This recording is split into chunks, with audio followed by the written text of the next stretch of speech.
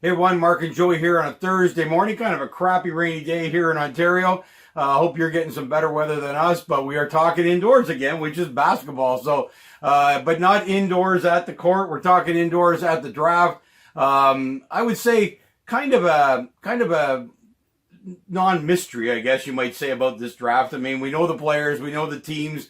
There hasn't been a ton of rumors about trades to move up, so I think it's just a review, actually, of what a lot of people might know. But if you haven't been following the draft, we're happy to give you some information here as to where we think guys are going to go, who they're going to go to, and what does that mean to that particular team. And I think, you're going to talk a little bit about New Orleans. I mean, this is a team that, is not great and lost their best player, and yet with 2 draft picks and 1 and 4 and the young players you got from Lakers, what does this team look like for next year? Yeah, and arguably they got better because I never felt like Anthony Davis individually was enough to get New Orleans to where they want to go. And I actually didn't even get into the playoffs that often. So in theory, people love Anthony Davis. His success in New Orleans was not very good for a guy who's supposed to be so dominant.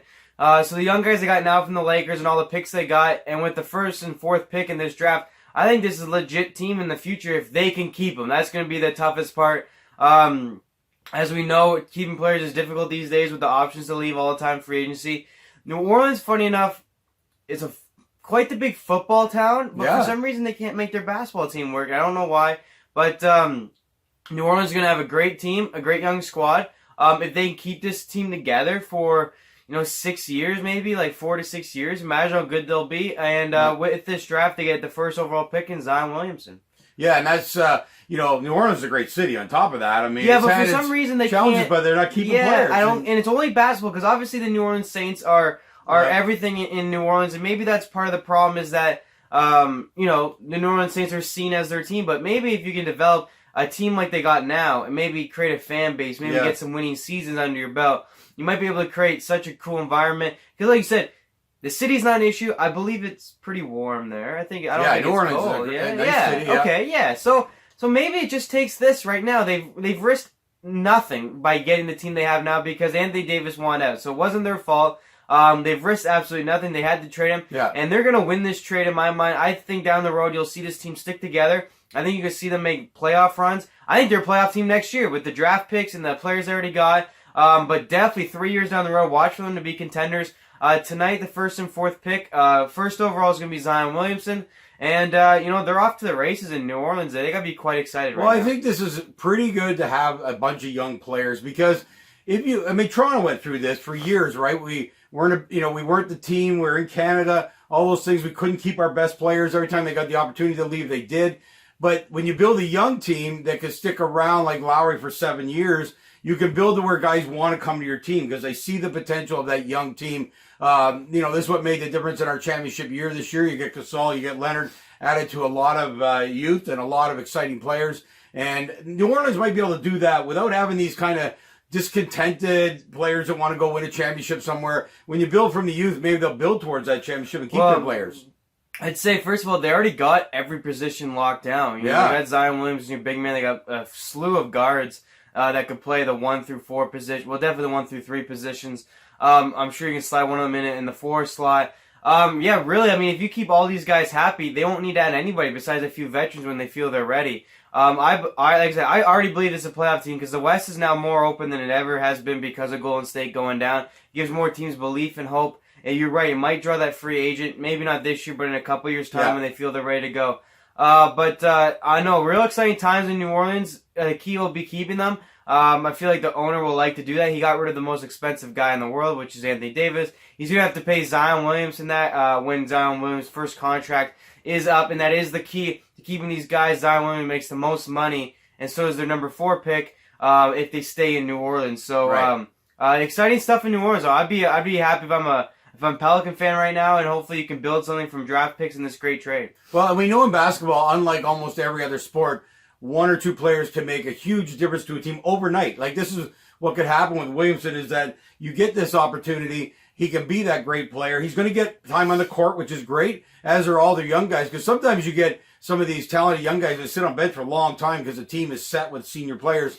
Not going to be the case in New Orleans. These guys are going to learn. It might be a fast learning curve, a little bit slower. It's hard to say when you got a bunch of young guys together, but it's got to be pretty exciting. I would say New Orleans coming into this draft. and the opportunities that are in front of them, and they may surprise right next year. I think has got good opportunity for that. Yeah, chemistry's going to be tough, but I definitely agree with the talent on a paper. They should be very, very good. And then you had this number 4 here. They got Darius Garland. Now, the funny thing on him is he only played like 9 games, but his talent looks out of this world. And when he was in high school, obviously a top 3 recruit. And obviously, number 4 pick with playing 9 games shows how much belief they have in the little bit they've seen. He also worked out for a couple teams, including the Knicks, actually. We'll get to that in a little bit. But yeah, he's another guy at 6'2", could be your point guard or wing guard. He has a ton of talent. So right now, really, all you're looking for is, the coach to get the chemistry going. But I think if you're in New Orleans, you're excited, you're happy. It's a big night for you guys. It's probably the most significant draft pick probably since LeBron James, and you guys get him here. You won the lottery, which was kind of lucky, which was nice. And here you go. This is maybe the start of something special for you. Well, and it's exactly right. I think that's an exciting part of being part of the NBA. Like I said, a lot of teams could change overnight. I think they've got this opportunity. The trade to LA was fantastic for them, even though they talk about Davis. And I think the chemistry is easier with young players. I think they're all coming from close to the same ages, the same time period. The championship is not on their mind, for a few years because they know they're young. So I think the chemistry can be really good there. They get rid of the one guy who just didn't want to play there, which is critical. And I think they're going to have a great attitude. So congratulations, New Orleans, with 1 and 4 pick. We think they're going to put a very exciting team together for next season. Absolutely, 100% agree with you there. Let's roll into the number 2 pick here. We got Memphis Grizzlies, who actually gave us Marc Gasol, so we appreciate that. They just traded away Mike Conley to their top point guard for a bunch of picks and a couple young guys. So they're in the same boat as New Orleans. Unfortunately, I don't feel like their players are as significant, and the draft picks weren't as many because obviously Mike Conley's no Anthony Davis, according to other teams. So, Mike Conley's a veteran point guard. He went to Utah. It's a good play for them. Memphis picks up a bunch of picks, young guys. And they're gonna get Jay Moore, who's a good guy from Murray State. We watched him quite a bit in the tournament this year. Very impressive stuff. He's gonna go to a bad Memphis team. They'll probably bat again. They'll get another pick. They're a little bit farther down the line than maybe a New Orleans right now, who obviously has 2 picks, not only this draft, but so many going forward. But also they got ready players who have been a couple years in the league. So that's what Memphis got, but just not as the significance, not as good quality. They're still gonna be bad. Probably a bottom team, get another top 5 pick. But good pick here. I remember him watching the tournament. He was really good. Obviously, a lot of hype and excitement for to be the number 2 pick. And I think Memphis is going to make a good selection here. The Memphis Grizzlies have been up and down as far as good and bad. They got rid of all their guys this year. So they're in full rebuilding mode. Memphis, I'd be happy with this pick, but don't expect anything much, unfortunately, going this season, which is always tough to hear. Because it's such a long season away, and waiting to the next draft's a long way away, and then waiting to the next draft. But you know what? Rebuilding's like that. We understand it. We've been through it probably a number of times as the Stars left the Raptors.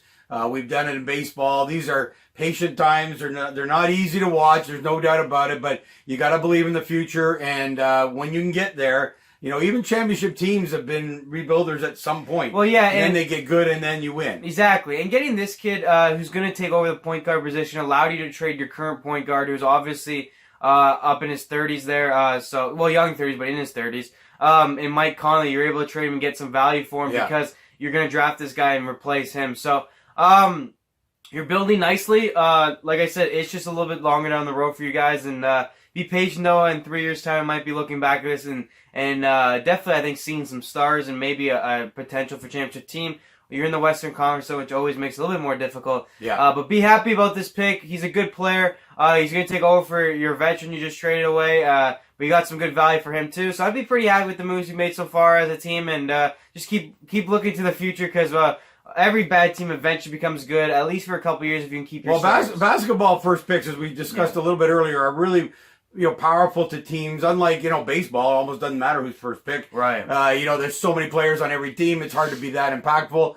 Football's the same thing. You've got two sides of the ball and lots of players, and it's hard for one guy to be that significant. But basketball is not like that. These guys can come in 2-3 years, make a huge impact on the team. And there's always the star effect, bringing in other people, right? Yeah, exactly. You said that about New Orleans. Well, Memphis might be able to create something and bring guys in. Yeah, some excitement. It's always the way it is, right? There's great free agency every year in basketball. Yeah, exactly. And having good young stars and potential to win makes veterans look at you for an option. They do. Number 3 is pretty special to us. He is the Canadian R.J. Barrett, expected to go to the Knicks. They did work out the number 4 pick in Darius, but they do believe to still be wanting to pick R.J. Barrett. R.J. Barrett wants to go to the Knicks. He's made it very clear in every interview he's done.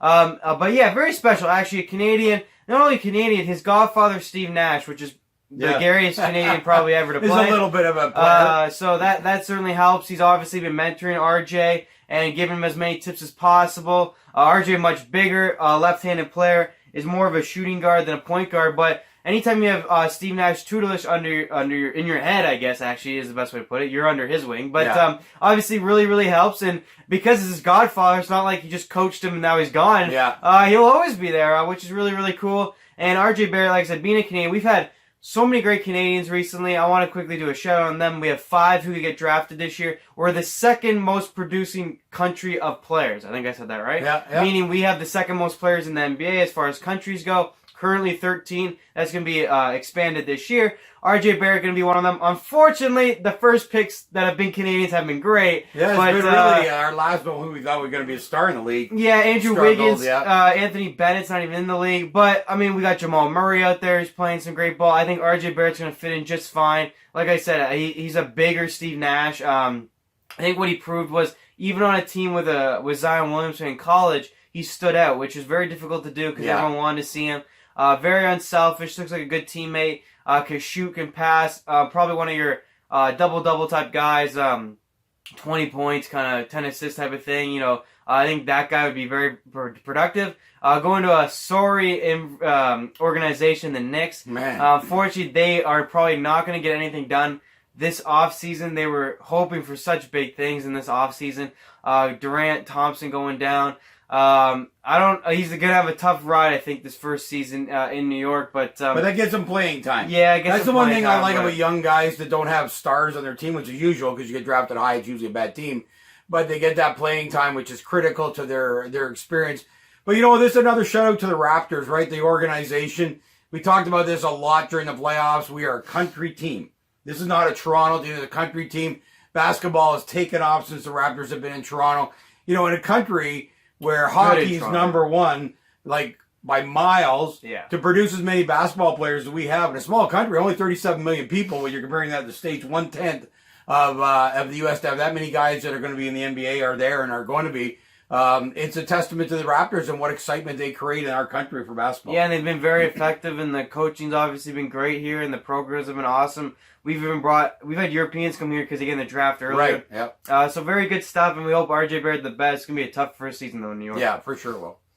So that's your top 4. I'll round out with the 5th. I don't know much on him, but Jarrett Culver, all I remember is watching him in the tournament on Texas Tech.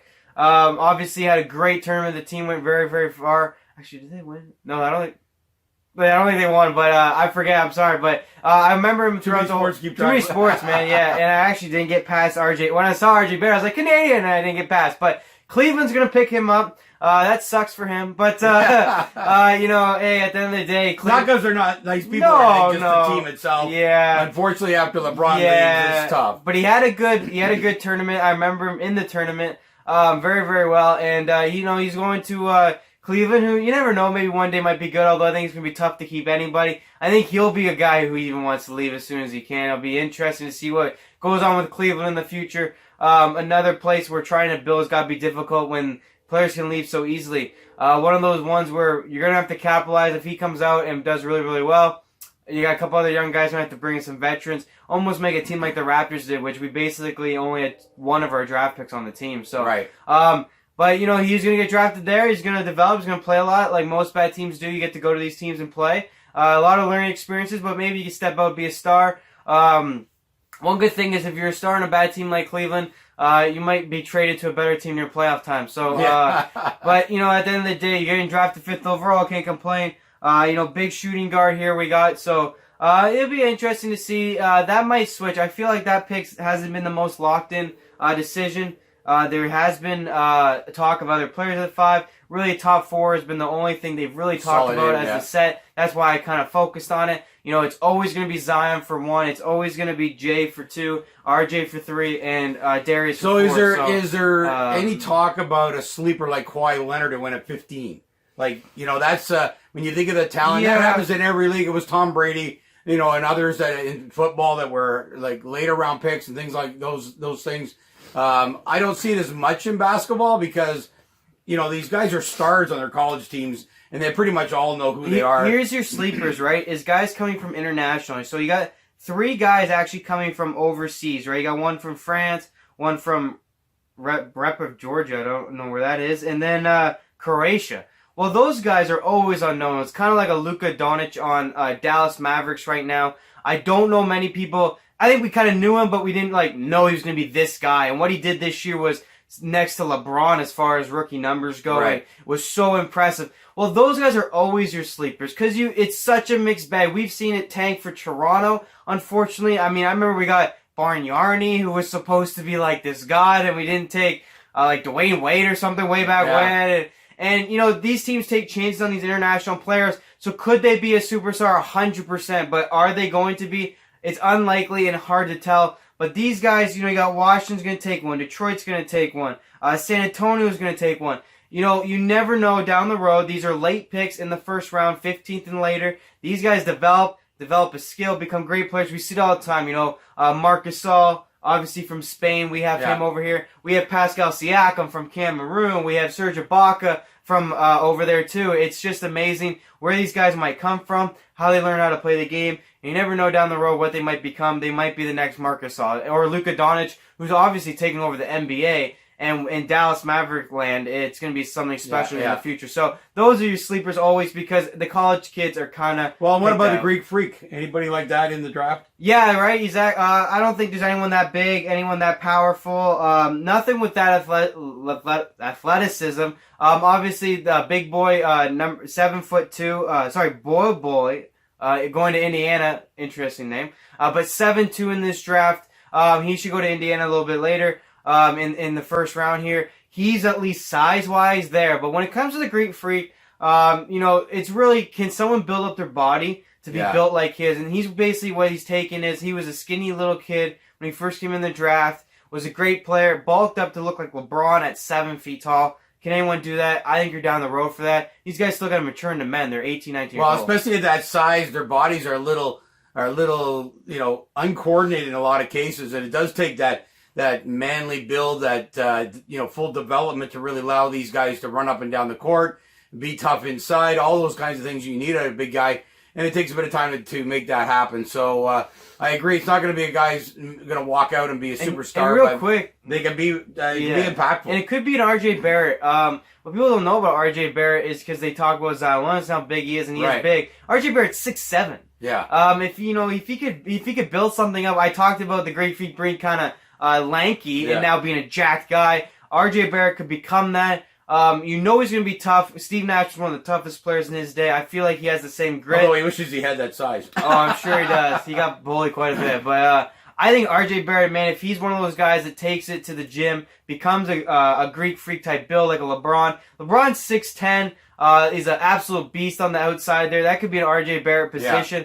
Yeah. I think someone like that's more likely than someone who's 7'2". I think it's going to be tough for him to build up there. I think R.J. Barrett might be funny enough, it's hard to be the number 3 pick and be a sleeper, but people aren't giving him the hype because Zion Williamson was the Knicks supposed to get the first pick, supposed to draft Zion. He's now going to New Orleans. They're kind of disappointed by R.J. Barrett. I really think with his dad, with Steve Nash, being in the Knicks, the attitude he has, I think the want to be in New York, which is rare these days because the organization, I think they could really build him into something special there. And obviously I'm pulling for him being Canadian, but he's going to get all this great coaching, all this great advice. And there's nothing like it. You want to talk about the best players in the league? Well, Steph Curry's dad played in the NBA. Klay Thompson's dad played in the NBA. It affects the players in the NBA. Like, the players in the NBA have their dads. What I'm trying to say is that matters. So Steve Nash and his dad used to play ball too. That all affects into young kids and what they become. Learning the game, learning how to play, all the nuances of great players that can offer that advice. Yeah, and certainly you can't get better than Steve Nash. LeBron has his father didn't. He's almost more impressive because Steph Curry and Klay Thompson, they had talent since they were kids. It's like LeBron James' kid. He has insane talent. But it truly matters. People don't understand it. It's a bit of an advantage. Not that it's like I'm saying, it's an advantage trying to be snarky, but it's a huge advantage. Of course. And he's had this since it's his godfather. It's not some random guy helping him out. I just think they'll build him into a stud. I actually think Zion Williamson will be a little bit of a bust, to be honest with you. Not that he won't be great, but I think he'll be someone where he can't carry a team unless he gets help. And ultimately, you saw that with Anthony Davis. You see it with most guys. If they don't get help, they're no good. And people aren't understanding this. You need a team. It's not one guy, unless it's LeBron James, who's on the guard. But these big men who play center, who play the 4 position, who are more importantly taking a lot of twos, can shoot the 3, but it's not their game. Can't dribble the ball as well. They're tougher to be individually great. The 3-point game is way tougher on these young guys because, as you and I experienced one time, we got to go on a court. That 3-point line is massive in the NBA. It's so far away compared to the college 3-point line, so that next step is very difficult. Well, yeah, but it's just more the fact that, like, people don't understand, like, the being able to dribble these days, and because the dribbling is so important because it's less get you open. You're making your own shot a lot these days. Yeah. A lot of the stars take the ball and get themselves open, take threes now. But Zion Williamson can shoot the 3, but he's more of a Draymond. And that's with mad respect, by the way. Draymond's a great player, all NBA defensive, huge component of Golden State Warriors. But that's more his thing for me. I don't see Zion Williamson being a LeBron James, and that's why my hype is on the next 3 picks. Jay at number 2, who's a 6'2" guard. He could be a Steph Curry. You got RJ Barrett, who I think has the best chance to be a LeBron or a Kawhi of that nature at 6'7", going to play the 2 or 3 position. And then even Darius, who has mad skill, mad hops, going to be a point guard over in New Orleans too. Those guys are more dangerous to me than Zion Williamson because Zion Williamson needs teammates. Well, it's also way harder to defend those shooters. I mean, they can get a shot from good anywhere. Dribblers, good shooters, You're good the big passers. man. You've got to be able to go down low and fight out. Fight these big defensive People guys. underestimate LeBron's passing game, his dribbling game, his knowledge. People think of LeBron and they think of obviously his power. But it's what you saw in the Greek Freak that you could take away power. Kawhi did it. He took away your power. You got to be able to pull up, take shots. You got to be able to dribble away from defenses. And you got to be able to pass it. At the end of the day, LeBron's passing is absurd. Yeah. And that's maybe the most impressive thing. So it's a new NBA, and Zion was going to have a great career, but he's just going to always need help. And I think the hype on him is maybe a little much. I think you're better to build around one of these great guards now these days, like a Steph Curry, bringing guys around him, other shooters that either get open because they're trying to guard the best player, which is Steph Curry, or an RJ Barrett, or one of these point guards, so it gets the shooters open, or then they go to the shooters and near open. I think that's the new way of the NBA. It's been proven, obviously, with Golden State. Yeah. And, that's the way I see it going. So I'm really looking for picks number 2, 3, and 4, I think are the most exciting. Also, the only potential to change is number 3 and 4. But this draft should be pretty expected. Enjoy it tonight if you're in New Orleans. Enjoy it tonight, I think, if you're the Knicks. If you're a team who's really, really good, you're kind of way down in the draft. It doesn't really matter. But you never know where your next star is coming from. When you can have a Kawhi Leonard at 15, you can never give up that you can't find that rare guy who can come from those spots. But what I do love about the draft is the cities that had horrible seasons and have had horrible seasons have now, well, they've got at least a night of excitement, right? We had ours with the championship. They get theirs with the draft. And enjoy tonight. We'll look forward to recapping if there's any shockers tomorrow. And other than that, we'll be watching and enjoying ourselves. We'll talk to you tomorrow.